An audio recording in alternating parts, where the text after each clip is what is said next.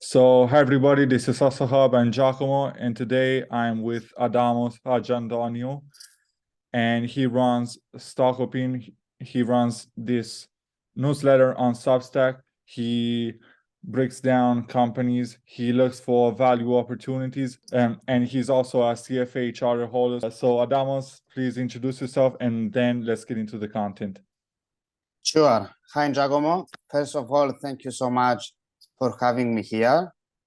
As you said, my name is Adamos Antonio, and I'm currently the co-founder and senior equity analyst at Stock-buyback, which is an investment newsletter where we share deep dives on quality companies, trying to create the best portfolio possible, to create an alpha. It's not an easy journey, but I'm sure with consistency, this can be generated. Okay, and to move on to the company that we will look today, it's Booking, but I should firstly note that I hold shares in Booking and the AirBNB, and anything in this report should not be considered as an investment advice. I have the full disclaimer at the end of the presentation, so everyone should read that as well. Okay, first of all, let's talk a bit about the stock, about the key stock facts, which effectively Booking, it's a 100 billion market cap company with a current price of 2,646, which is very close to its 52-week high. It generated returns of 31.3% over the year as of 16th of May. And since inception, it has outperformed the market. As you can see on the right-hand graph, it outperformed the market by 4 points in terms of CAGR. Booking is the world's leading online travel agency, and it has mainly 6 brands. It's Booking.com, which is the leading marketplace for accommodation, rentals, and flights. And it has 28 million listings and 2.8 million properties, of which 450 are hotels. Priceline is a discounted, let's say, version of Booking, but it has much less properties. It's 600 properties compared to 2.8 million properties, and it primarily operates in North America. Agoda is similar to Booking, but is an Asia-Pacific application. And Rental Cars is a car hire platform, which is part of Booking. In the front end is seen on Booking. And Kayak and OpenTable are the other 2 not so significant brands, I would say. It's a travel search engine and an online reservation booking platform, which they are not significant. I mean, they are less than 5% of revenues. And as you can see from the 2 codes I have included from the 10K, the key application is Booking.com. Substantially, all of agency revenue and all of merchant revenue, it comes through Booking.com. So what is agency and what is merchant revenue? Agency is effectively listing the properties on its platforms and just getting a commission when a traveler books through Booking.com. Then Booking does not facilitate any payments, but it acts as an agent. That's why it's an agency. Merchant, on the other hand, is where Booking facilitates the payment. So it has to do the processing, it has to offer the discounts, to place and position the product at the right customer to entice it to purchase the product. And speaking from experience and being Ingenious level 3, which is the highest on Booking, I must say that this works. As you can see on the graph, merchant used to be less than 20% back in 2016, whereas now it's almost half of its revenue comes from merchants. Okay, one thing that is important about merchant revenue is that they have a lower margin, and this is what was stated by management. The reason of this is because the processing fees and offering more discount compared to agency affects margins. Nonetheless, it doesn't mean that margins will not improve. Also, from this graph, you might infer that this reduction in margin comes from the take rates, which, as you can see, have declined from 15.6% in 2019 to 14% by 2022. But this is not the case. The take rates of accommodation are similar to the pre-pandemic era, and this was disclosed by management. And the main reason of the variation is the growth in airline tickets and FX. Effectively, airline tickets carry a lower take rate and have grown from 7 million back in 2019 to 23 million in 2022. Before we move on, I would like to say some more comments about the booking model, which is the app bookings and alternative accommodation. Then direct app bookings account for 45% of the gross room nights booked, which is higher than the 30 to 35% observed in 2019. And I believe this is very important because it makes the product more sticky to the customer because you become accustomed to it, you know how to use it, you know that you can get a mobile discount, and this makes Booking.com your first priority. If it was coming from online search, then you will not get this loyalty from the customer. So it's good to see that number growing. Additionally, the alternative accommodation, a fascinating figure is that it has 6.7 million listings, or if we look at the end of 2022, it has 6.6 million listings in line with Airbnb. Most people think that Airbnb is a clear leader because it is in North America, but Booking has a lot of alternative accommodation in Europe, and that's what's driving the number higher.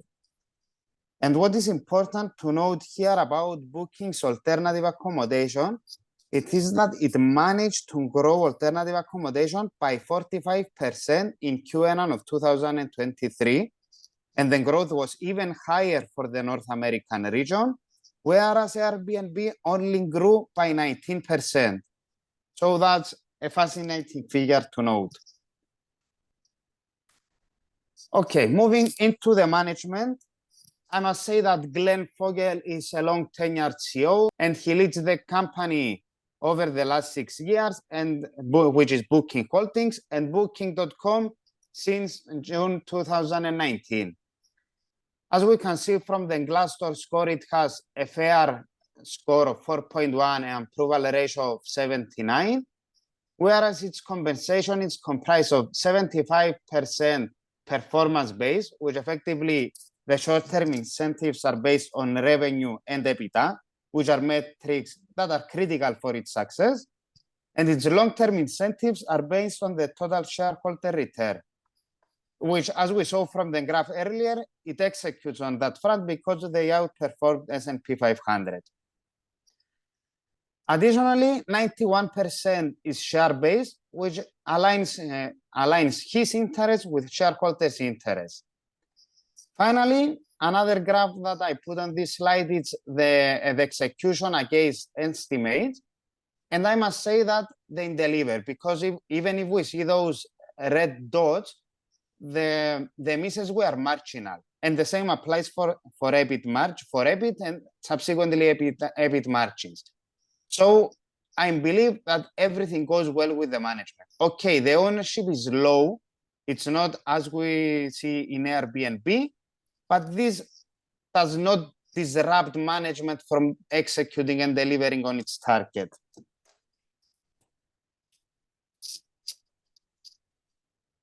Okay, next chapter is the industry analysis.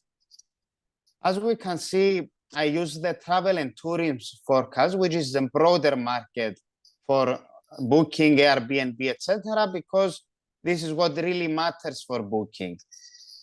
From this graph, we observe a 6.7 CAGR for the period 2022 until 2027. But what is important to note from this figure is that 74% of sales are expected to be derived online. This figure is very important because Booking, being an online travel agency, is likely to be the clear winner from this trend. Additionally, if you see on the right-hand side of this slide, I use some statistics about the OTAs agencies in Europe, where Booking.com is a clear leader. This matters for the next slide, where I will talk about the margins. So let's keep a note on this. Okay, here are the key financials of AirBNB, Expedia, and Booking.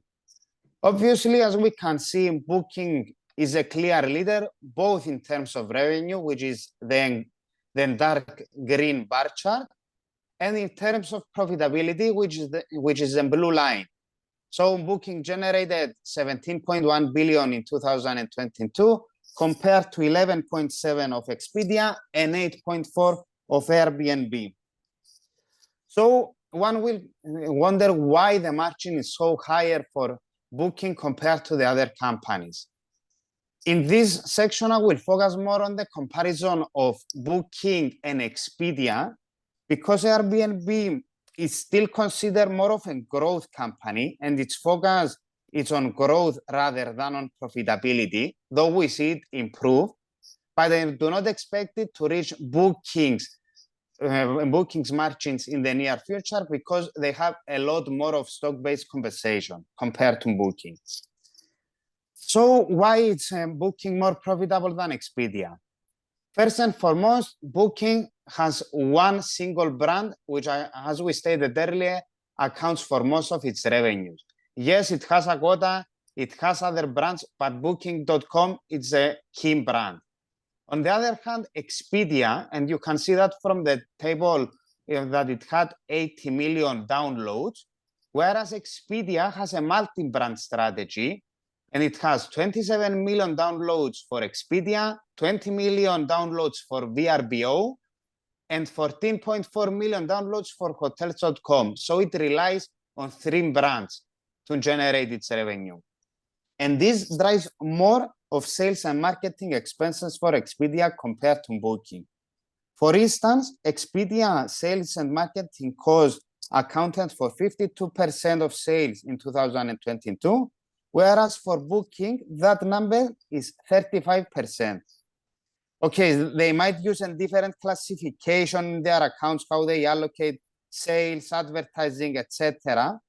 But even if I look on the broad advertising expense of Expedia only, which excludes affiliate and performance marketing, it still lies on the 33%, which compares to 35% for the total marketing cost of Booking. Secondly, the second reason is, as we stated earlier, Booking is more focused in EU. In EU, we see a lot of unbranded hotels.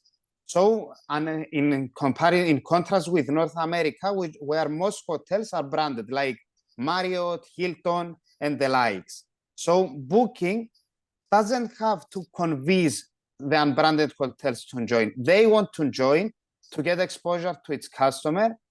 And this gives Booking.com a leverage and a pricing power compared to its suppliers. Finally, another reason that I believe explains the higher margin for Bookings is the revenue composition. As we stated earlier, Booking.com derives more of its revenue from agency, but currently merchant revenue is in par. So it was 46% in Q1 23. In contrast, Expedia has 66% coming from merchant revenue. So having a lower mix revenue, it explains the lower margin. And additionally, the agency model of Expedia is mainly air booking, which, as we discussed earlier about Booking, it has a lower take rate. And that again explains the lower margin. Okay, in this slide, I will present the KPIs of Airbnb and Booking, and just make a note about the alternative accommodation. As we see in gross booking value, NDR rates, and nights booked have recovered from the pre-pandemic era. Though what it is important to note is that gross booking value grew by 44% in Q1, whereas AirBNB gross book value increased by 19%. That's a significant difference, but we should also know that bookings gross book value includes airlines and car rentals.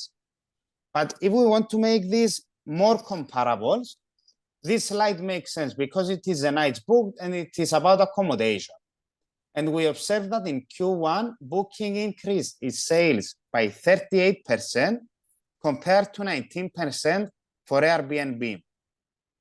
The main driver, in my opinion, of this difference is one, Asia, because Asia grew for over 100% for booking, whereas for Airbnb, it grew by 48%.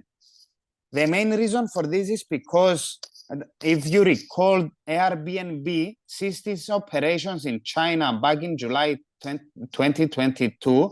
So there is no inbound services anymore, only outbound. So it was not able to capitalize on this recovery we see from China, whereas Booking was able to capitalize from this increase. Another figure that is very important here is the night and experiences from the alternative accommodation. We see an alternative accommodation growth of more than 45% in North America compared to 19% of Airbnb. So clearly, Booking is taking share. We don't want to draw any conclusions at this moment, but we will monitor this to see if this trend progresses. And if it does, this will be a worrying sign for Airbnb.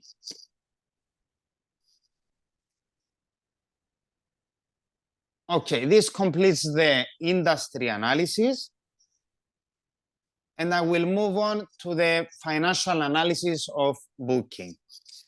Given that I already covered the financials in the comparisons, I will just state that the 10-year CAGR of Booking was, revenue CAGR was 10.8%, whereas the operating income CAGR was 8%, which drives the margins lower. So the margins stood at 35%, the operating margins back in the pre-pandemic era, but now they stand close to 30% due to the shift to merchant mix. But management stated that because of the expectations of more direct bookings, so more mobile bookings, less marketing costs, will drive the margins higher. So that was it about the profitability. So I will focus on the financial position. As we can see from this table, the cash of Booking, they outbalance the debt and the leases of Booking. So it has a negative net debt position, which is very healthy and gives the company the ability to navigate any economic challenges.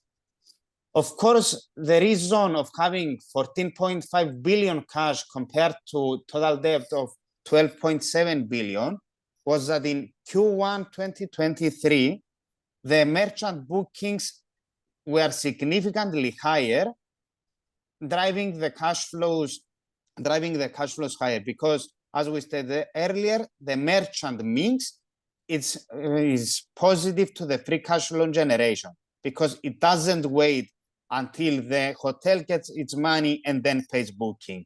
Booking gets the money first and then it pays the hotel. So that explains the free cash flow increase in the latest 12 months.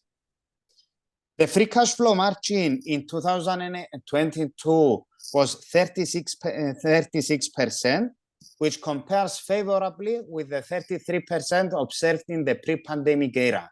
So although margins are declining due to the merchant shift is driving free cash flow margins higher.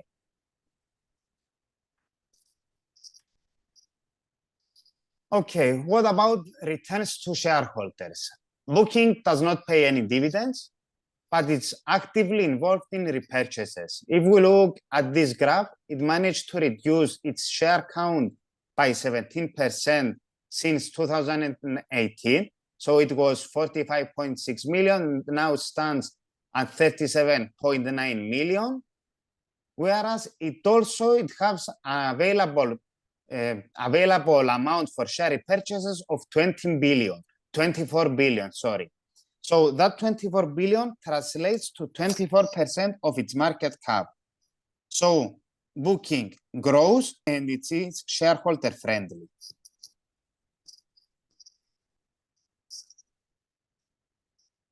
Okay, the last part before valuation.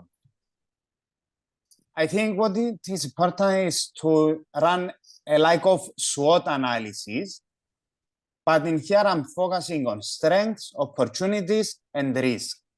So the key strength that I see for Booking is the network effect, because it has a large inventory base of 28 million listings in Booking.com, which attracts more users because they know that they will find what they're looking for and possibly at a discounted price, because they might be a Genius member, they might use their mobile and get a discount.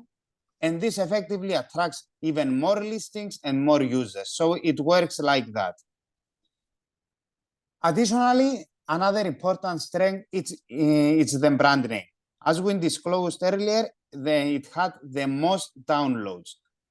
Although that's just one of the metrics, it speaks for itself, because having so many users, 80 million compared to 27 million downloading Expedia, it means that users trust Booking, rely on Booking, and they plan their accommodation and their trips on Booking.com. Finally, another key strength is optionality. Optionality is having the ability to leverage on its platform and offer additional offerings to generate more revenues. So this connects with the opportunity, the connected trip vision. But how has it executed so far? We've seen flights taking off. I mean, from 6.9 million tickets in 2017 to 23 million in 2022, whereas only in the first quarter of this year, it grew by 73%. Additionally, it used to be an online travel agency for hotels. Now, alternative accommodation accounts for 33% of gross nights booked. So it has executed on this ability to add more offerings and generate the revenue through other sources. The opportunities, as I mentioned earlier, is a connected trip. Think of this as a tour agent package, offering your flight, your accommodation, and the restaurant reservation. In theory, it might seem simple because, okay, you have everything on a platform and you can book everything, so it should be seamless. In reality, what the CEO, Glenn Fogel, speaks about is about booking your whole travel package, but if you haven't delayed your flight, you would want that application to work seamlessly to find you the next best available accommodation if your flight is delayed for 1 day, or resolve that with the hotel, find you another restaurant reservation, or your airport transfer. I mean, to fix all these things. In theory, it's simple, but having that personalization, it's hard, because it's not easy to know what Giacomo or Adamo wants for its next trip. So it will take a while. It might be feasible in few years' time, but not in the near future. And the other opportunity that I see is the mobile shift in booking holidays. This is important because instead of using Google to direct you to Booking.com, you will just get your mobile, log into the application, and use that to book your trip. And given that the new generations now use a mobile more than ever, this is a critical factor for Booking and its long-term success. Finally, I think we left behind the risk, which the key risk is competition. I mean, you have AirBNB on alternative accommodation, VRBO, a subsidiary of Expedia, again on alternative accommodation. You have Expedia, you have Hopper that offers price insurance. It's an application that primarily operates in US. You have Skyscanner for flights. You have Google that it offers the service of the meta search and the risk of moving downstream and becoming an OTA, which I don't see that materialize. And so obviously the competition is fierce. So what is the key for Booking to maintain its competitive position? As we said earlier, it's the mobile shift, which creates loyalty, and having loyalty and direct relationship with the client, you know what to offer to the client, what to promote, what discounts to give, what to present to the client, and this will expand the customer relationship experience and will make Booking a more prominent player. Additionally, Booking has one of the largest inventory on its platform. So you know, if you sign into Booking, you will find what you are looking for. So this somehow mitigates the competition risk. It's there, it's evident, but it's mitigated. The other obvious risk is the macro environment. Okay, we see all travel companies, Expedia, AirBNB, Booking, showing known decline in gross bookings and feeling confident about the travel industry. This might be true because following the COVID era, people want to get out. We are used to be on the screens, to have meetings on the screens, to go out using the screens. It's terrible and people want to travel. However, if there is a prolonged economic slowdown, we should expect the consumer trends and consumer spending patterns to change.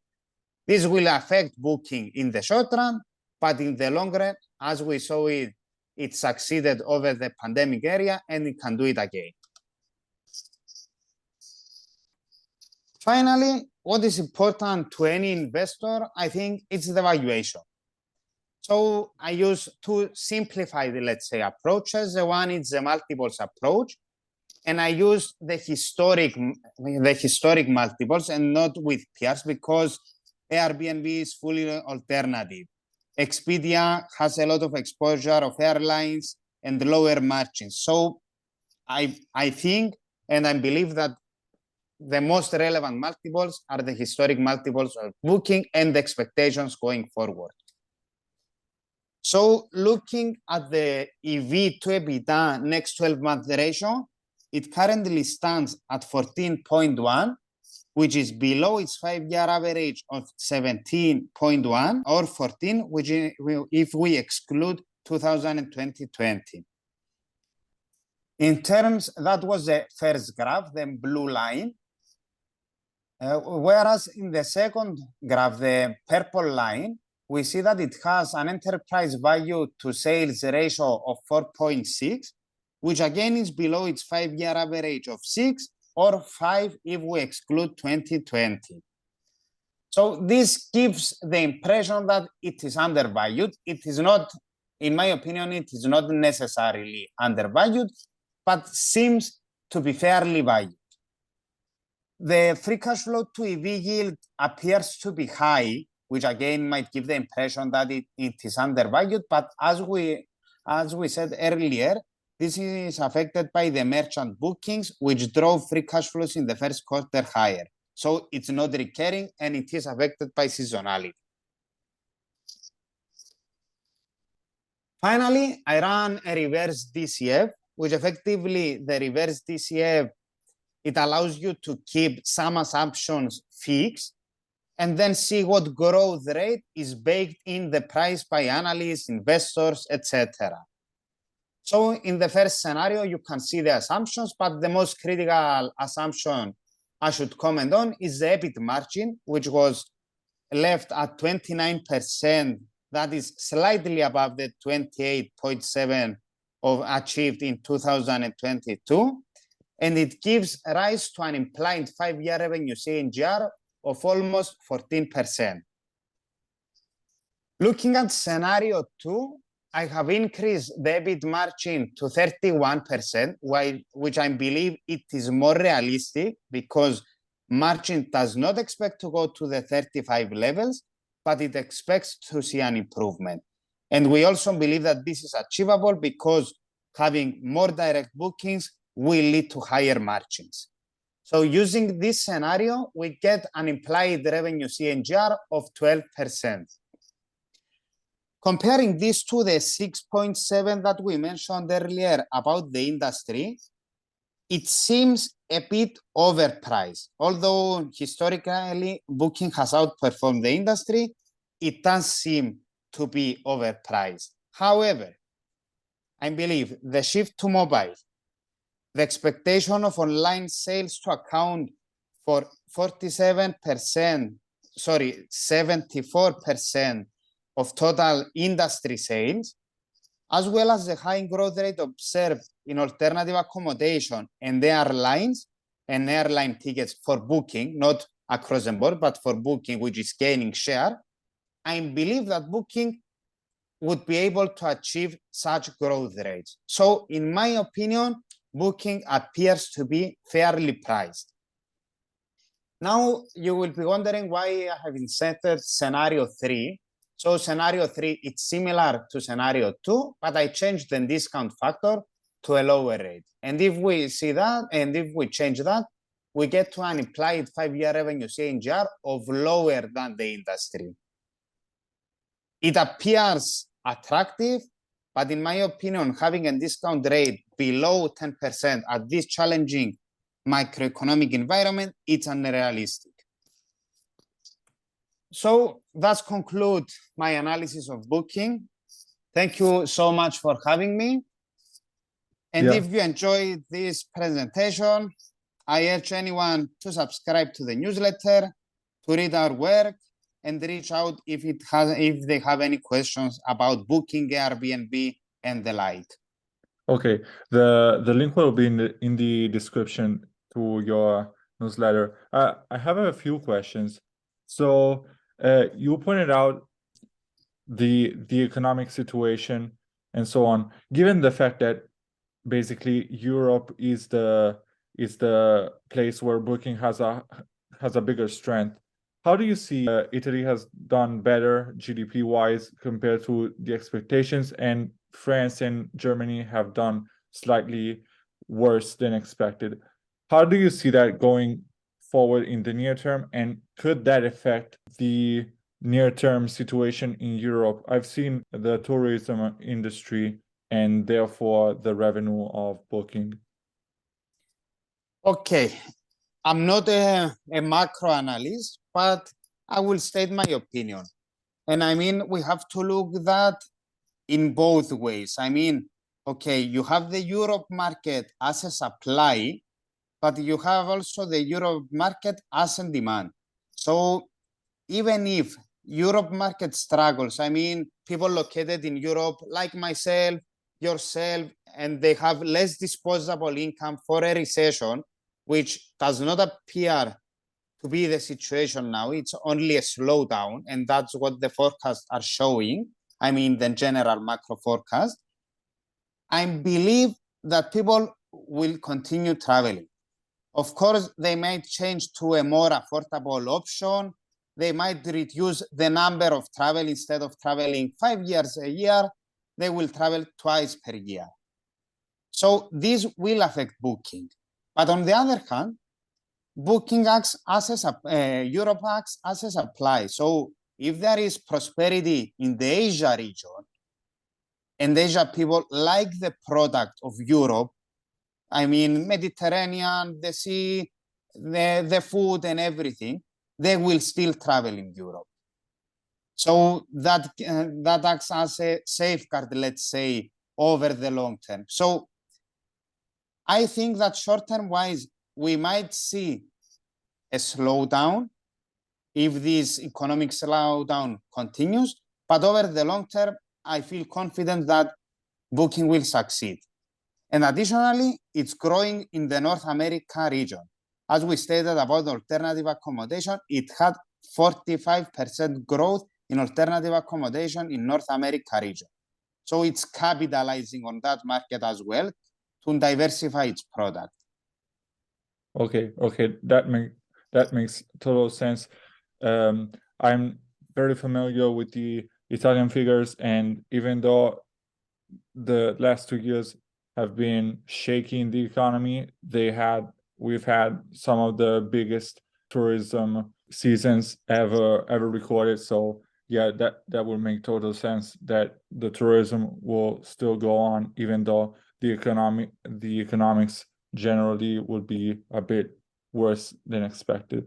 Another question that I have for you is the buyback policy feasible even in a high cost of capital environment like we're facing right now?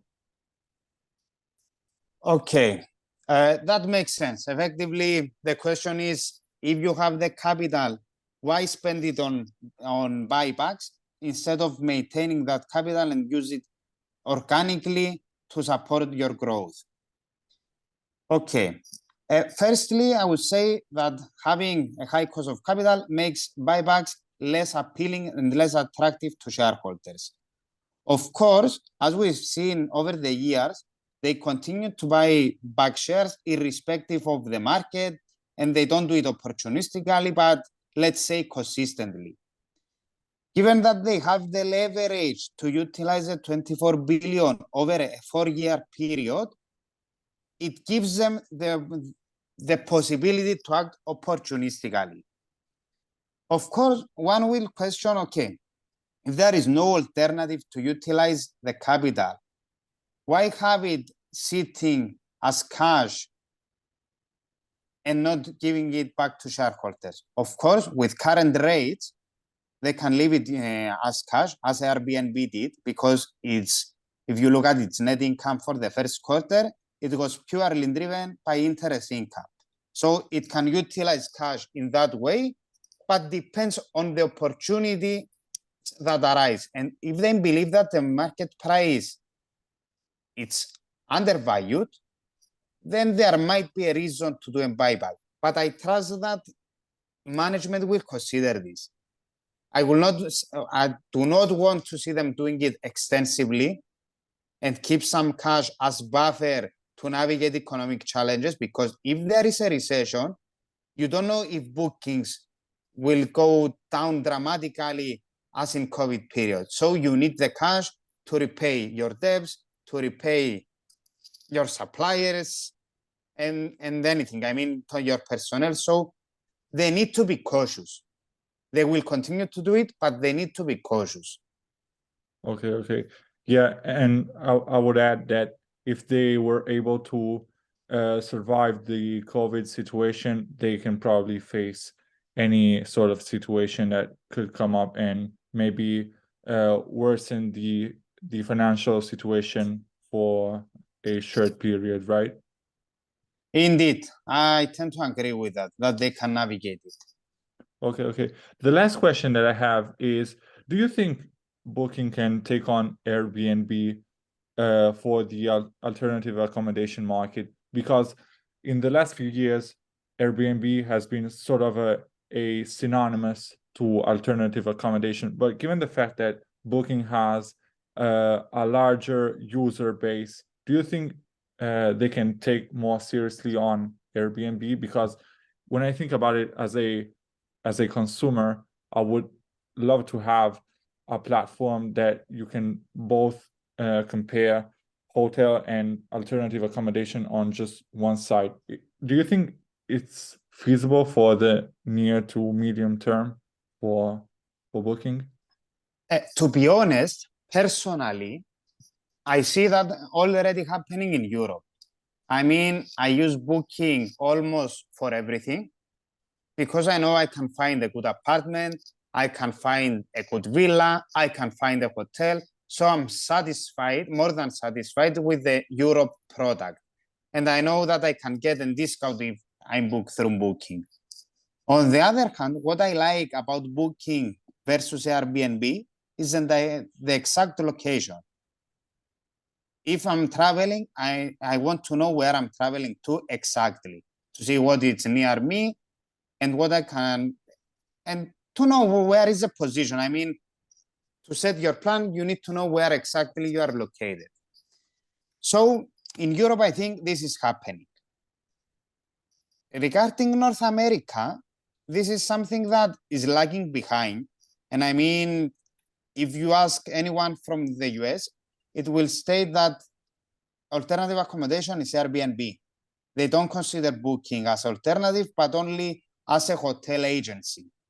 So this will take a while, and the management acknowledges that and invest to enhance its presence in North America. And that's why we saw the growth of 45%.